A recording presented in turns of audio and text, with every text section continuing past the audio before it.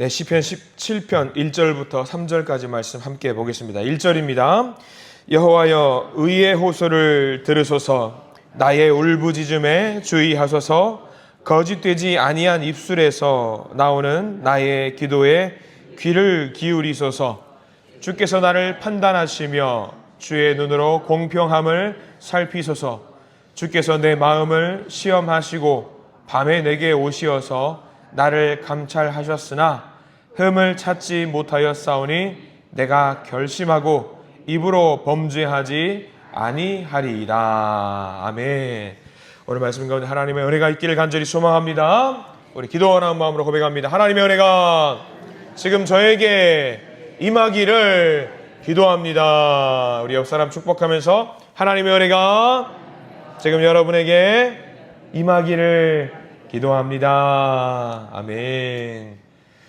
하나님의 복된 은혜가 넘치기를 소망합니다. 우리 다윗 시편 17편 말씀을 함께 보게 되는데 다윗은 끊임없이 하나님을 바라보고 있어요. 어떠한 역경과 어려움이 있을지라도 하나님을 바라보고 있는 다윗을 우리가 발견하게 됩니다. 특별히 오늘 17편 말씀은요, 하나님이 어떤 분이신지 1절, 2절, 3절을 통해서, 그리고 또 끝절 15절까지 통해서 하나님은 어떤 분이신지, 어떻게 우리가 하나님을 이해하고 하나님을 받아들여야 되는지에 대해서 설명하고 있습니다. 1절 보면은 크게 세 가지 특징이 나와 있어요. 하나님은 누구신가? 하나님은 어떤 분이신가? 우리가 1절에 보면은 세 가지 중요한 요소에 우리가 반드시 밑줄이라든가 표시를 좀 해두셨으면 좋겠는데, 하나님은 어떤 분이신가? 처음 보면은 여호와여 의의 호소를 들으소서라고 나와 있습니다. 하나님은 어떤 분이신가? 들으시는 하나님이시라는 겁니다. 하나님은 우리의 기도를 들으시는 분, 말씀대로 살고자 노력하는 사람들의 기도, 그들의 호소를 들으시는 하나님이시라고 나와 있습니다. 여기 계신 모든 분들도 하루의 시작을 말씀으로 시작하는 분들이십니다. 기도로 시작하는 분들이신데요. 그러면 우리가 감사해도 돼야 되는 이유가 여기 나와 있어요. 왜냐하면 하나님은 우리와 같은 연약한 사람들의 호소를 들으신다라고 성경에 나와 있습니다. 여러분들, 하나님께서 만약에 기도를 듣지 않으신다면 어떻게 하시겠습니까? 이 시간에 예배 나오지 않을 것 같다라는 생각이 들 때가 많이 있어요. 하나님이 우리의 기도를 들으신다는 확신이 있기 때문에 이 말씀의 자리 앞으로 나오시는 것이라고 믿습니다. 그래서 하나님께 충분히 우리의 아픔과 우리의 고통을 호소하셔도 됩니다. 왜냐하면 하나님은 들으시기 때문입니다. 또 하나입니다. 너와 나의 울부짖음에 주의하소서. 주의하시는 하나님이라는 이야기입니다. 주의한다라는 말은 무슨 말이냐면 주목한다라는 말이에요. 주목한다. 하나님 깨어 있으셔서 나에게 주목하신다 이야기죠. 밤새도록 주목하셨고 또 오늘 하루를 시작하면서 기도하는 우리의 목소리에 주목하시는 하나님이다라는 이야기죠. 다윗 같은 경우는요, 삶 전체를 두고 하나님이 주목하셨던 그런 사람입니다. 세상적으로는 별 볼 일 없을 것 같았던 그런 목동, 작은 사람, 누구도 관심을 갖지 않았던 목동 다윗이지만 하나님은 다윗을 의인으로 보셨기 때문에 오래전부터 주목하고 계셨어요. 어렸을 때부터 주목하고 계셨습니다. 지금도 마찬가지예요. 다윗이 왕이 되었습니다. 예전과 다름없이 다른 게 크게 달라졌죠. 우리가 볼 때는 예전에는 힘이 없는 목동이었고 지금은 왕이잖아요. 세상의 모든 권세를 가졌잖아요. 사실 왕이면 아무것도 안 도와줘도 될 것 같잖아요. 그러나 하나님은 하나님 보시기에 다윗, 평민이나 노예나 목동이나 왕이나 차이가 없어요. 같은 사람이고 같은 주님의 자녀입니다. 하나님은 왕이라서 그를 돌보시는 것이 아니라, 목동이라서 그를 돌보시는 것이 아니라 딱 하나, 의인이기 때문에 그를 돌보고 있으십니다. 하나님의 마음이 합한 자이기 때문에, 하나님을 피난처로 생각하는 자이기 때문에 하나님은 다윗을 주목하시는 거죠. 우리도 주목받는 다윗을 보면 그런 생각하잖아요. 우리도 주목받고 싶잖아요. 하나님에게 주목받고 싶잖아요. 그러면 주목받을 수 있는 방법이 딱 하나 있어요. 다윗처럼 하면 됩니다. 다윗처럼 하면 된다라는 말은 무슨 말이냐? 하나님 외에는 피할 곳이 없다라고 생각하면서 하나님께 나아가면 됩니다. 그러면 하나님이 우리를 주목하신다, 이 말씀입니다. 하나가 더 있죠. 1절 말씀에는 뭐가 나와 있습니까? 귀를 기울이소서. 제일 끝절에 나와 있어요. 귀를 기울이소서. 귀를 기울이소서. 여기도 표시를 하셔야겠죠. 주님은 귀를 기울이시는 분. 우리의 아픔을 아무리 토로하고 외치고 넋두리 해도요, 세상은 우리의 말에 귀를 기울여 주지 않습니다. 왜냐하면 자기에게 이득이 되지 않는 사람의 말에 귀를 기울이지 않아요. 그래서 세상은요, 강한 자들, 돈 가진 자들, 명예가 있고 권세가 있는 자들의 말에 귀를 기울입니다. 그러나 다윗은 자신이 왕이 되기 이전부터 하나님이 자신이 하는 기도에 응답하고 있다는 것을 삶 속에서 알았습니다. 삶 속에서. 양을 칠 때에 반듯한 집에서 쉬는 것도 아니고요. 나무 하나 벗삼아서 돌을 베개 삼아서 별을 보면서 자요. 양들과 함께 있고요. 다윗은 그때부터 하나님 기도하면서 하루하루 밤을 그렇게 보냈을 겁니다. 외로운 마음으로 아무도 자신을 도와주지 않는 그런 외로움 속에서 잤을 겁니다. 근데 다윗은요, 목동이었을 때 시절에서 끝나는 것이 아니라 왕이 될 때도, 왕이 되고 나서도 여전히 하나님을 찾고 있었던 신실한 믿음의 사람이었거든요. 그래서 하나님을 그렇게 마음 깊숙하게 찾았던 다윗에게 하나님은 항상 그 자리에서 그렇게 말씀하셨어요. 내가 듣고 있다. 내가 듣고 있다. 내가 너의 기도를 듣고 있다 하셨을 겁니다. 다윗의 기도에 귀를 기울이신 하나님, 바로 저와 여러분들의 하나님, 동일한 하나님이세요. 우리가 오늘 올릴 기도의 제목들도 마음을 다해서 하나님만 생각하는 기도의 제목들이 되기를 간절히 소망합니다. 하나님만을 생각하는 그 기도의 제목이라고 한다면요, 반드시 하나님은요, 우리에게 귀를 기울이시고 우리의 기도를 들어주시는 분 하나님이라는 사실, 그 확신을 갖고 사셔도 됩니다. 우리가 기도할 때 하나님 분명히 우리에게 이렇게 말씀하실 겁니다. 내가 듣고 있다. 내가 듣고 있다. 그리고 1절에 이어서 2절에도 그렇게 말씀하고 있어요. 여전히 하나님은 그런 분이라고 이야기를 하는데 2절은 조금 다른 모양을 취하고 있는 하나님을 보게 됩니다. 2절 말씀 같이 한번 읽어볼까요? 2절입니다. 주께서 나를 판단하시며 주의 눈으로 공평함을 살피소서. 2절에는 크게 두 가지 특징이 나와 있습니다. 첫 번째는 판단하시며 라고 나와 있고요. 또 하나는 살피소서라고 나와 있어요. 판단하시는 하나님이시고요. 살피시는 하나님이시라는 겁니다. 1절과는 조금 다른 것 같아요. 2절은요, 조금 엄격해지신 하나님을 보여주고 있습니다. 판단하시는 하나님, 그리고 살피시는 하나님. 우리가 기도를 할 때에 1절에 나와 있는 세 가지 특징만 가지고 있으면 안 되고요. 2절까지도 넘어와야 되는데 2절의 기도는 어떤 기도냐? 과연 그가 하는 기도가 의로운 기도인지 하나님이 그것까지도 살피신다라고 이야기하고 있는 겁니다. 우리가 하고 있는 그 기도가 말씀에 근거한 기도인지 하나님이 원하시는 기도인지 거기까지도 우리가 살피면서 기도를 해야 된다라는 이야기죠. 2절 말씀을 보면은요, 우리가 기도할 때 조금 조심해야 된다는 것을 알게 됩니다.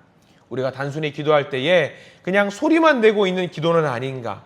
그 기도가 과연 말씀에 근거한 기도인가? 그 기도가 과연 하나님 보시기에 의로운 기도인가? 거기까지도 하나님은 유심히 들으신다라는 이야기입니다. 우리가 기도할 때 할 말이 도저히 생각나지 않을 때가 있습니다. 기도할 때 많이 하나님께 읊고 나서 충분한 시간을 하나님께 읊었는데 도저히 머리가 답답해서 생각이 나지 않을 때 기도할 때 여러분들 어떻게 기도하세요? 많은 분들이 아마 더 할 말이 없을 때는 이런 기도를 하실 겁니다. 그냥 주여, 주여, 주여, 또는 아버지, 아버지, 아버지, 그 소리만 계속 반복하시는 분들이 계세요. 근데 우리가 주여, 주여 이 단어만 계속 반복해서 한다라고 할지라도 거기 단어 하나에 우리의 마음의 모든 것을 담아서 하는 기도가 있습니다. 우리가 기도할 때 그래요. 분명히 내 옆에 있는 믿음의 동역자들이 기도해요. 주여, 주여, 주여, 또는 아버지, 아버지, 아버지만 하는데 우리는 그 기도 들으면서 무슨 생각을 하냐면은 그 주여라는 단어 하나에 의미가 다 들어있다는 것을 알아요.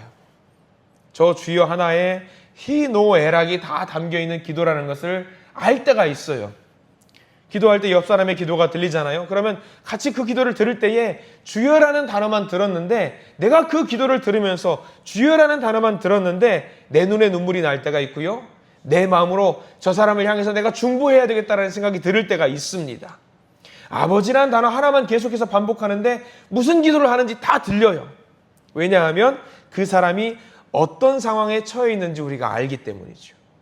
그 사람은 간절한 마음을 모아서 하나님께 기도하는 거잖아요. 우리도 알잖아요. 우리도 아는데 하나님은 어떠시겠습니까? 우리의 기도의 제목, 그 사람의 기도의 제목을 들으시며 2절 말씀처럼 나를 판단하시며 공평함을 살피신다. 그 모든 기도의 제목을 아신다라는 거예요. 우리가 단순하게 주여라고 했을 때에 아무 의미 없이 그냥 주여라고 외치는 기도가 있는가 하면 어떤 사람이 주여라고 했을 때에 모든 의미를 담고 있다라는 것을 안다라는 거죠. 우리도 아는데 하나님도 판단하시고 구분하신다라는 이야기입니다.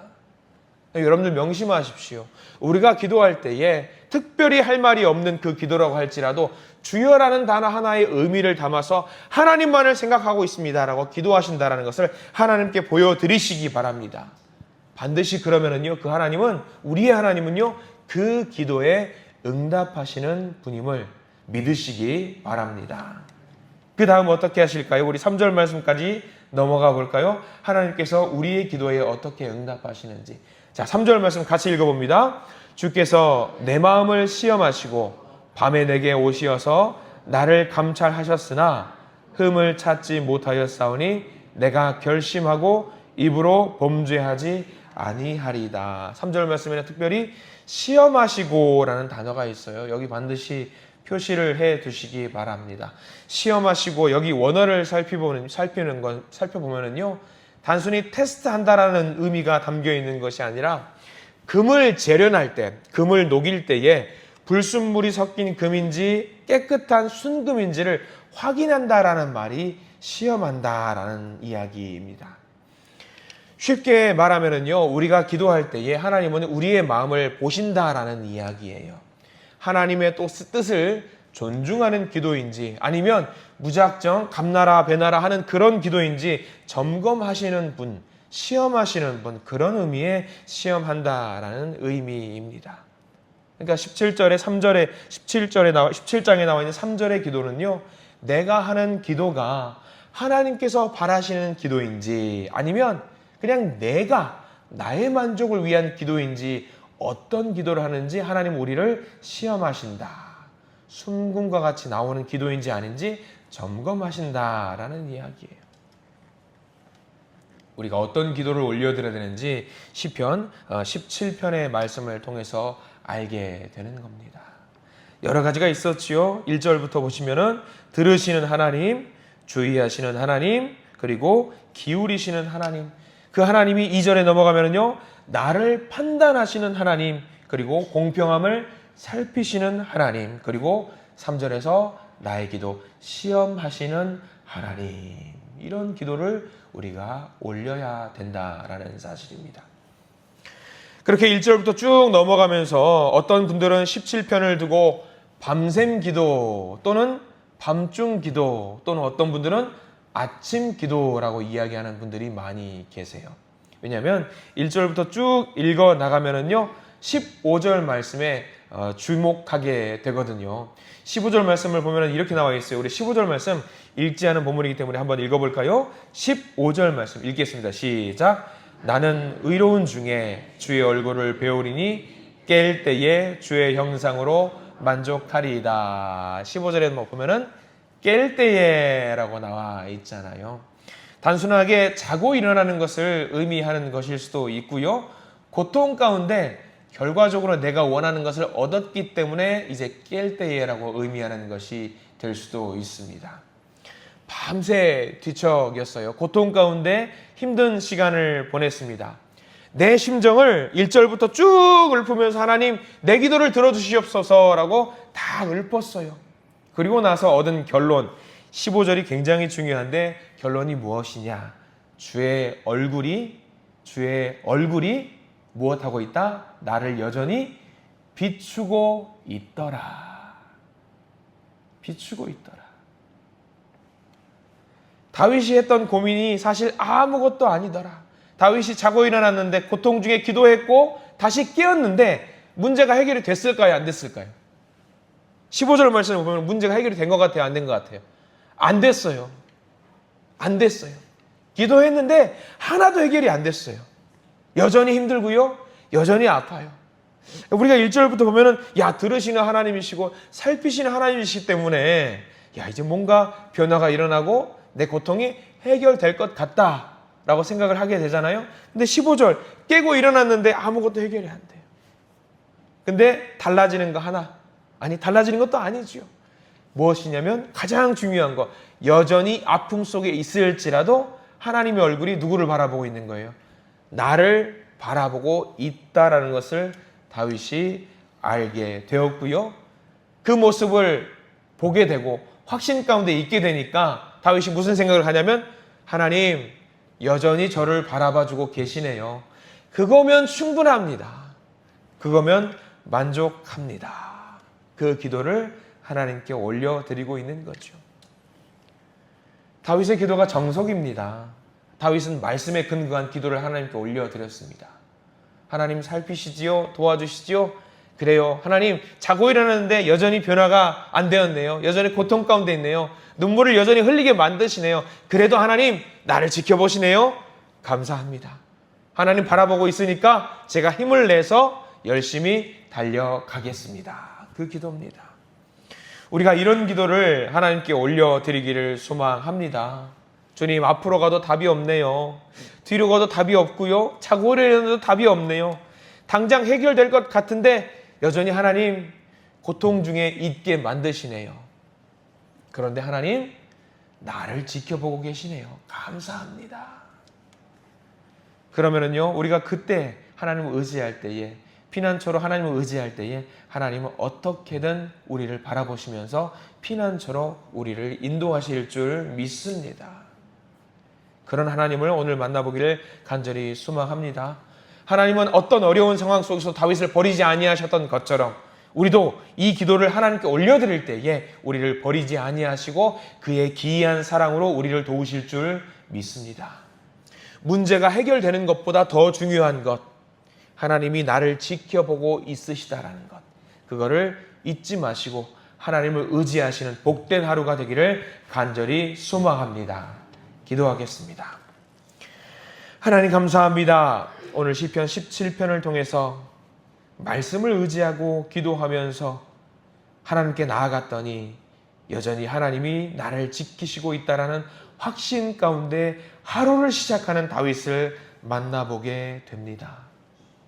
여전히 부족하고 연약하지만, 여전히 나약하지만 의인의 모습으로 하나님만이 나의 살 길이시고 하나님만이 나의 피난처시라는 그 의인의 모습으로 주님 앞에 나아갑니다.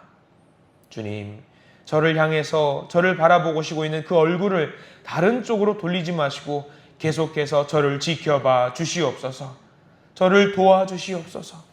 주님만이 나의 살 길이시오니 주님이 나를 바라보고 있다는 그 확신 가운데 오늘 하루를 기쁨으로 살아낼 수 있는 우리가 되도록 인도하여 주시옵소서. 오늘 우리가 당하는 어려움과 막막함 가운데 우리들 주님을 부르며 기도할 때 응답해 주시고 하나님 말씀대로 기도하는 주의 의로운 주님의 자녀들이 될 수 있도록 저희들을 붙들어 주시옵소서. 예수 그리스도 이름으로 간절히 기도드립니다. 아멘.